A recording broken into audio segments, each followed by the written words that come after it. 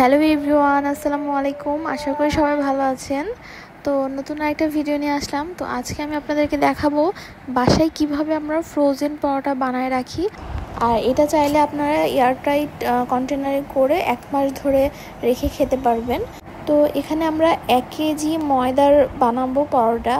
তো এখানে আমি দিয়েছি একটা ডিম, একটু স্বাদ মতো লবণ, একটু চিনি আর দিব সামান্য তেল দিয়ে এটা ভালোভাবে মাখাতে হবে। আপনারা চাইলে এখানে 2টা ডিম বা ঘিও অ্যাড করতে পারেন, সেক্ষেত্রে এটা টেস্ট আরও ভালো হবে।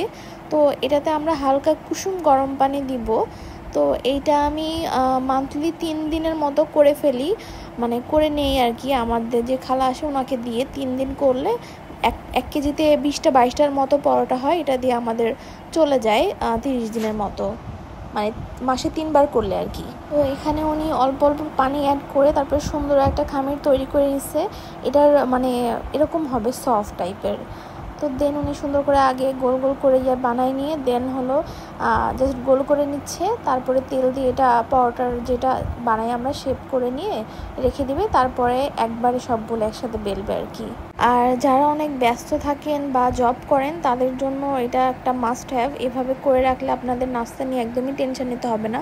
ফ্রোজেন পাউডার মতোই এটা, মানে ওভাবেই একদম সুন্দরভাবে ভাজা যায়, একদম সুন্দর পাউডার মতো হয়। একবার একটু কষ্ট করে বানায় রাখলে পরে আর মানে কোনো টেনশন নাই, জাস্ট বের করে ভেজে খেয়ে ফেলা। আর খালা মাশাল্লাহ ফাস্ট, উনি আধা ঘন্টা 40 মিনিটের মধ্যেই সব বানায় ফেলছে। তো দেন কিভাবে রাখতে হবে সেটা দেখাই দিই। একটা বড় পলিথিন একদম পুরোপুরি কেটে এভাবে জাস্ট মেলে দেন একটা পরোটা রাখবেন।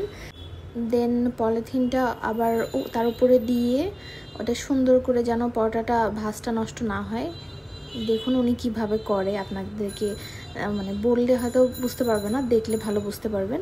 দেন এই পাশে আরেকটা রাখলো, দেন ওই পলিথিনটাই আবার হলো এইদিকে দিল, দিয়ে আবার এটাও সুন্দর করে ভাঁজ করে নেবে যেন নিচের পরোটাটার শেপটা নষ্ট না হয়। দেন এটার উপরে আরেকটা, দেন সেম প্রসেস এভাবেই করবে আর কি।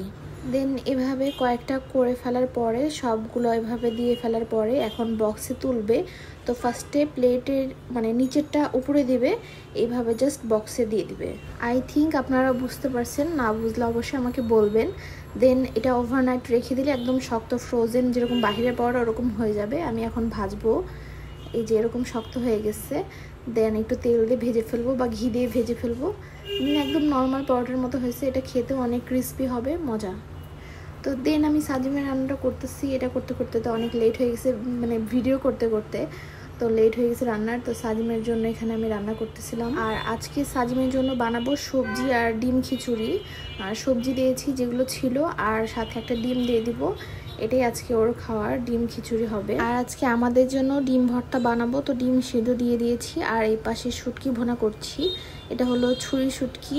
তো আজকের ভিডিওটা এ পর্যন্তই। সবাই ভালো থাকবেন, সুস্থ থাকবেন। আল্লাহ হাফেজ।